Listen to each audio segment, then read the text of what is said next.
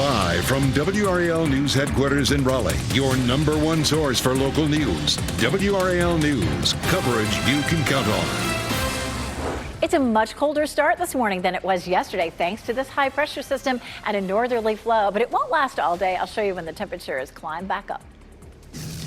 Shutdown recovery. Critical services are getting up and running again. Why air travel may have to wait a little longer. And tuition hike. UNC has approved a price increase for students. What to know about possible increases for NC State ahead of a big vote today. Good morning, everyone. It is 6 o'clock. We're following that story and many others to get your Friday morning started. We're glad you're with us. I'm Renee Chu. I'm Chris Levingood. Yeah, make sure if you are watching us on the WRAL app, make sure you have the notification set up for any breaking news that may come your way, including weather alerts from meteorologist Elizabeth Gardner. Though this weekend, the big alert, it's going to be nice. Yeah, it's going to be warm. It really is. And you might think twice about it when you step outside and you realize it's really chilly. Temperatures are down near freezing again in many places. But the sunshine's going to help us out a good bit today. This is a live look at Pittsburgh. And you can see that sunshine just beginning to create a little daylight there on the horizon. It is 33 in the Triangle area right now, but no wind, so no wind chill to deal with. And temperatures are at freezing in Roxborough and Rocky Mount, as well as Wilson and Goldsboro, down here in Southern Pines. And we're in the mid to upper 30s down south around Clinton and Fayetteville. These temperatures in some places are 10 to 15 degrees colder than this time yesterday. That's a pretty big difference. We're in the 30s up until around 9 o'clock, and then we climb right on up into the upper 60s as we begin to change up the pattern again. Still on track for 70s over the weekend, and it looks dry, Ken. All right, 6:01, and Chris, I actually met someone on the playground yesterday with the kids who actually watches us every morning on our app. So good morning to Miss Marianne. All right, let's look at I-40 and Wade Avenue. Traffic flowing nicely in all directions, beginning to pick up just a little bit, but not causing you any delays whatsoever. And really, that's what we're seeing in all of our major routes heading into the Raleigh-Wade County area. Nothing but delay-free at this hour. You're getting ready to head into the car. Tune us in on the radio, 101.5 HD3. State health leaders say they expect to process full November SNAP payments this morning. Roughly 600,000 households should see the full amount loaded onto their EBT cards today so they can buy food. And these are people who can finally have an easier time getting groceries after the weeks-long government shutdown. It ended this week. The USDA provided guidance for states to issue full benefits, and we're told people using SNAP will also get next month's benefits on schedule. And Chris, as food benefits are set to return, it's going to take more time for air travel to return to normal after the shutdown. WRAL's Kelsey Coffey is live at RDU this morning. Kelsey, we are expecting some more delays and cancellations because flight restrictions are still in place. Yes, Renee, that's what we're bracing for. So far this morning, 4 cancellations and no delays at RDU, according to FlightAware. So we'll go ahead and give you a live look now at the security line at TSA here in Terminal 2. Not too much activity. This is a really easy morning to get through the airport here at RDU. Now, although we aren't seeing any major disruptions here, we have to keep in mind that RDU has direct flights to several airports that have been impacted by flight reductions. Flight traffic is still reduced by 6%. And we're working to find out when air traffic controllers will receive their paychecks now that the shutdown is over. More than 600 flights have already been canceled nationwide today. Chicago O'Hare with the most cancellations this morning, 27 canceled flights. We caught up with one traveler who's catching a connecting flight in Chicago this morning before heading to LA. She says she's keeping a close eye on her airline's app before takeoff. If I get stuck in Chicago, I'm probably just gonna have to camp it out for a day and see what goes on from there and then move along. And we've also been keeping our eye out on cancellations and delays at Charlotte Douglas, as a lot of folks may be having connecting flights there to get them to their final destinations from starting at RDU. No cancellations or delays to tell you about. Kelsey Coffey, WRAL News, live at RDU. And happening right now in the WRAL Live Center, an update to a story that we brought you yesterday. A very sad update. A motorcyclist involved in a crash with a Wake County school bus has died. This was the scene over southern Wake County yesterday. You see that motorcycle in the middle of the road there.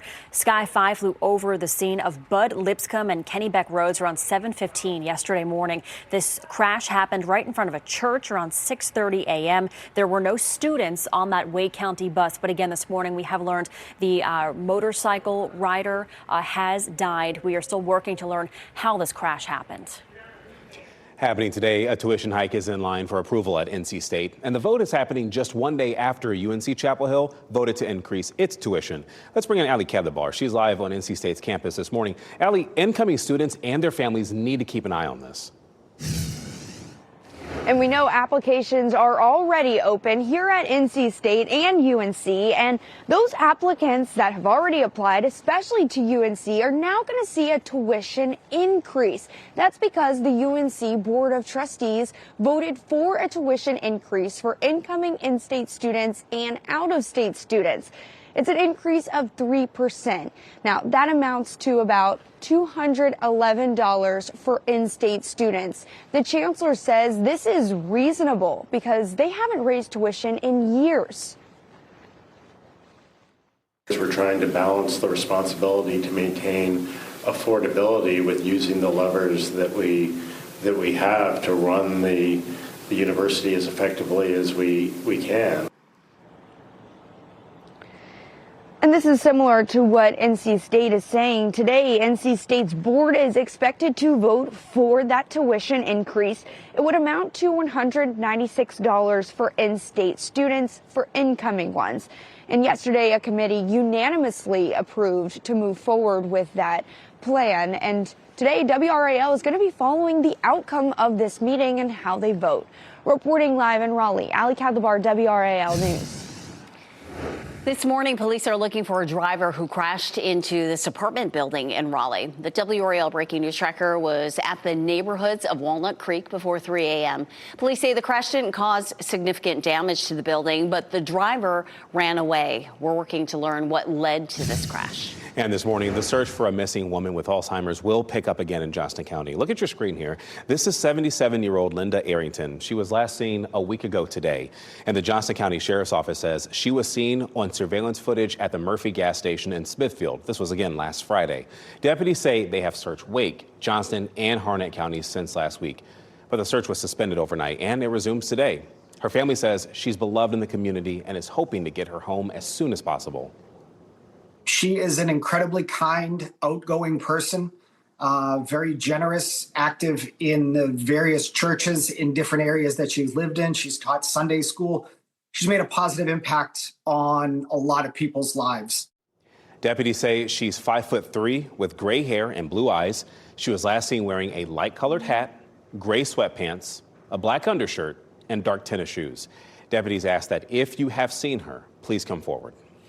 Happening this morning, Highway Patrol is looking for the person who caused this crash involving a tractor trailer carrying a load of trash. This dash cam video was sent to us via Reported, and we appreciate it because, wow, doesn't it really tell the story? It shows the moment the crash happened. This happened yesterday afternoon on I-40 in Johnston County near Benson. Troopers say another car hit the truck and caused it to veer off and hit the guardrail. This was the aftermath. The truck landed on its side, spilling trash onto the road. No injuries, though, were reported, thankfully. You can send us pictures and video if you see breaking news as well. Go to WRAL.com/reported to send your video, pictures, or tip to our news team. Police are investigating how a man was hit and killed in Durham. And this happened near the intersection of Glass Road and Horton Road around 7 o'clock last night. Police say the man was walking on the road when a car hit him. He was taken to the hospital, and that's where he died. But no word if any charges will be filed. It looks like the push to address Medicaid funding in North Carolina will have to wait. That's because state lawmakers are rejecting a call from Governor Josh Stein to reconvene next week. The governor ordered a special session to address funding shortfalls. Republican lawmakers acknowledge that Medicaid is underfunded. However, they have no plans to fix that next week. They say Stein's order is unconstitutional. The governor called the legislature dysfunctional. The head of Health and Human Services told us he has had to lower what Medicaid will reimburse. Doing so would affect millions of North Carolinians who are on Medicaid. We have heard from providers who've said with these rate cuts, I'm not going to take any new Medicaid patients. Republican lawmakers say they will try to fix Medicaid funding next year. Today, the conversation about Durham Police Department's new real-time crime center picks back up. The center will bring together all the data they have on file in one platform. The goal is to help identify suspects and even respond to crimes faster. Tonight, the department is hosting a town hall at the W.D. Hill Recreation Center. That is on Fayetteville Street, and it runs from 6 to 8. Abuse charges. A dozen dead animals were found at a Nash County home, and 30 more were rescued. What else was uncovered that led to charges against a mother for child abuse? And looking up, plans are moving ahead for high rises in Raleigh. How these would stack up against the rest of the city skyline.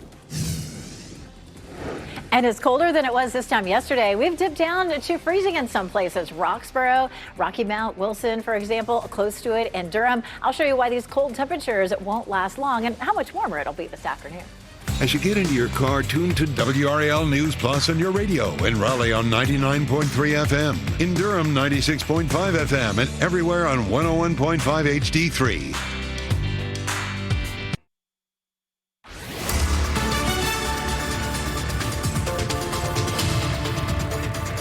6:13, let's take a look at the mountains and the coast, just in case you're headed there this weekend. In Boone, you have to realize if you're going to the mountains this weekend, all the leaves are gone. We're in the middle of November, but it is going to be nice and mild. Great weekend to go. 62 tomorrow in Boone, 71 in Asheville with lots of sunshine. And then the same thing again on Sunday, maybe just slightly cooler, but Bryson City at 66, Spruce Pine at 60, 57 in Boone. Still going to be a nice weekend to be there. They had a bunch of snow, of course, early in the week. And some of the resorts might still be open for skiing, but not for long with the warm temperatures. Beautiful glow here at Carolina Beach. I mean, that is just absolutely gorgeous. It will be a pretty weekend at the beach. Wrightsville Beach, 69, Ocracoke at 66 tomorrow, and Sunday, same story, maybe even a little bit warmer. Emerald Isle, 71, and Ocean Isle, 73. We're going to have a nice warm weekend, too. I'll show you when we'll climb into the 70s. Ken? Elizabeth, weather and traffic every 10 minutes. We're taking a live look right now at I-40 and Airport Boulevard. That's the exit to the airport this morning for our weekend travelers. We've got you covered. We're checking other routes heading into RDU International this morning, and all those routes are delay-free right now. 70, 540. We've got you covered. You'll get to the airport on time. You're getting ready to head into the car. Tune us in on the radio, 101.5 HD3. Ken, thank you. We're following a developing story out of Nash County. A woman is charged with child abuse and cruelty to animals. Nancy Gupton's 10-year-old child had to go to the hospital because she was reportedly found malnourished. The girl is now in the care of Nash County DSS. 32 animals were also removed from the home. Those animals were alive, but more than a dozen others were found dead. Animal Control Supervisor Jake Barley says his colleagues will not forget what they saw at that property. I think it's going to make us pay attention, to smaller details because, had we not found the bones, we may not have ever known that there was more going on here. Gupton's bond was increased to $250,000 yesterday. If she bonds out, she is not allowed to have any contact with her daughter. Federal workers are returning to work after a weeks-long government shutdown. Thousands of workers were furloughed, and they're expected to receive back pay. And many workers are actually forced to work without pay for 43 days. William Harris works at the IRS and says he's looking forward to returning to the office. I'm excited. I enjoy what I do, so it's good to get back. Like I said, I enjoyed the time off, but I enjoy what I do. A lot of people's lives are impacted by the decisions or lack of decisions sometimes. So stressful, but also theatrical. And this is the second time this year Harris was laid off. He was also laid off in February because of those Doge cuts. Plans to bring taller buildings to North Hills are moving forward. The Raleigh Planning Commission approved a zoning request that could clear the path for buildings as tall as 37 stories in North Hills. They would be taller than any other building in Raleigh.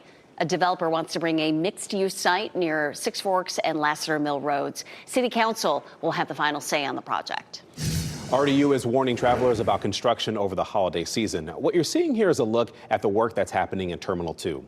According to the airport, travelers will start to see the effects in early December. And so here's what you can expect. The U.S. Customs Office will relocate from the lower level curb to the upstairs ticketing area. Also, the Economy 4 parking lot, will permanently close starting in January. The project will expand ticketing, international arrivals, security checkpoint lanes, and baggage claim. It's expected to be finished in 2032.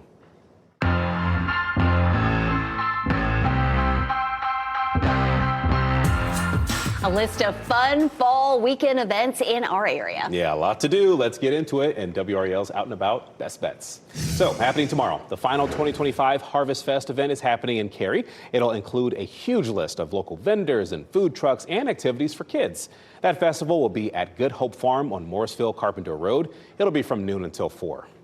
The town of Morrisville is hosting its Harvest Festival today, and that festival will include chili, oh, that sounds good, warm drinks, and games. Tickets cost $12 for Morrisville residents, $15 if you are not a Morrisville resident. This will be at the Morrisville Senior Center on Davis Drive from 1 to 4 p.m.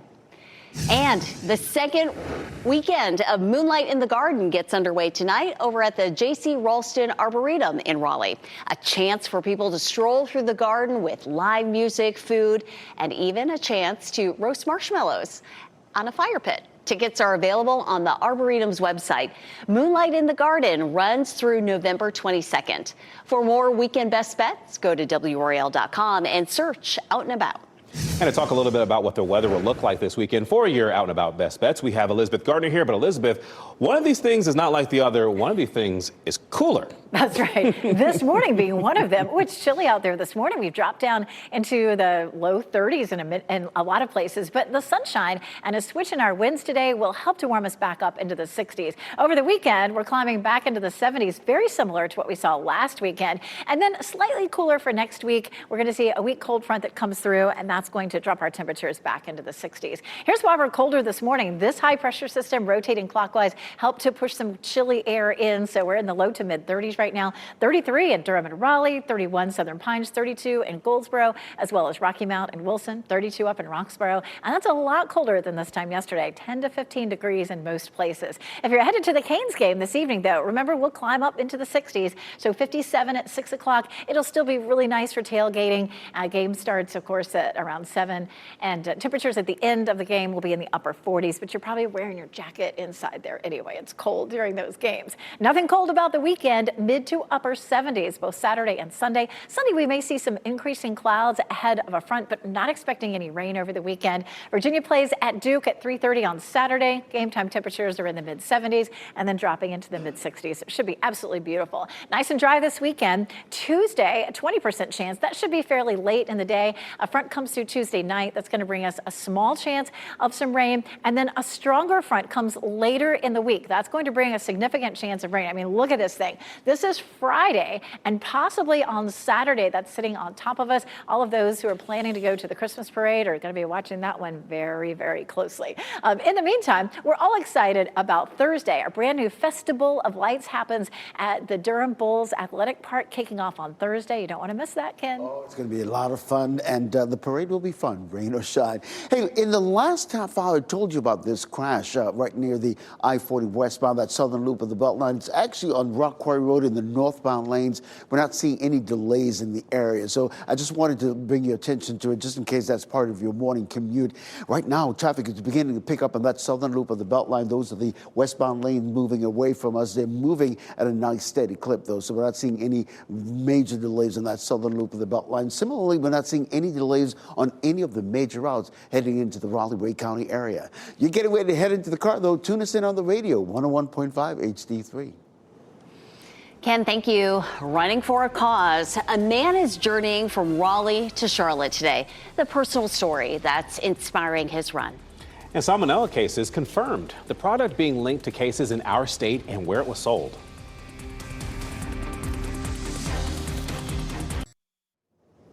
Cases of salmonella here in North Carolina are being linked to 2 brands of Super Greens sold in stores. This includes the Members Mark Super Greens dietary powder sold at Sam's Club and organic moringa leaf powder sold on Africa Imports website. Now, along with our state, 10 other states have also reported illnesses. If you have these products, you are asked to throw them away immediately. The State Department of Health and Human Services will have a virtual town hall next week about respiratory illnesses this fall, specifically how you can protect yourself from them. It'll be held Wednesday, November 19th from 6 to 7, and doctors will talk about flu, COVID, and RSV vaccines. You can join that discussion live on the DHHS social media pages and YouTube accounts. This What's Trending report, sponsored by Rug & Home. An incident with a fan at the premiere of Wicked for Good and the return of a beloved toy. Yeah, we got Ken Smith who talked about this a little bit more on What's Trending. Yeah, so let's start with that really scary moment for Wicked star Ariana Grande. Take a look at your screen right now. Video is going to show a man jumping the barricade and running up to Grande during the premiere of Wicked for Good in Singapore. There you see the guy jumping the fence right now. You can see co-star Cynthia Erivo stepping in to pry that fan off Grande. Several media outlets identify that man as Johnson Wen, a social media personality known for rushing stages and sporting events. Yeah, his MO for clicks and views, right? He posted on Instagram claiming responsibility for the incident. He said he was arrested and released shortly after. He was charged with committing a public nuisance, but very concerning, very fearful for those on the Look, you're going to do that to the yellow wrong carpet. person one day. Watch. Exactly. Well, on a lighter note, just in time for the holidays, a beloved childhood toy originally from the 60s returning. Sam's Club revamping the Easy Bake Oven. The toy oven is being sold for around $35 and will include a heating element similar to a conventional oven. You may remember the original toy used to require 2 light bulbs there. And actually, I've seen a bunch of older toys coming back. Stretch Armstrong, I say they have that one kind of going through a reboot right now. It's New kinda cool. generation of toy lovers. Maybe add that to the Christmas list for the Smith kids. It continues to grow. It certainly does. We got 4 to buy. All right, thanks, Ken. Well, progress is being made on the future site of the first North Carolina Buc-ee's location. Mebane Mayor Ed Hooks tells WRAL teams are grading the land there, and this means that they're stabilizing the ground ahead of construction. Buc-ee's has not broken ground just yet. The company is waiting to start construction until nearby road work on bridges and the ramps are finished. This location is set to open the project to open in May 2027, but that could change. Looking ahead, Sunday is the last day for most attractions at the NC Zoo. This includes the Zufari, Giraffe Deck, and Air Hike and Treehouse Trek. They will be closing for the season. The African entrance, parking, and season attractions will also close. You can park and enter at the North American entrance during the winter months. Your time is 6:26 this morning. Reopening the federal government. Critical services are beginning to return to normal, but why airlines will have to wait just a little longer. And crucial vote. NC State leaders are weighing a tuition hike for incoming students. How they could be following the lead of another Triangle University. And if you're one of those early morning exercisers, note that the temperatures are much colder this morning than they were yesterday. I'll show you why it shouldn't affect our afternoon temperatures.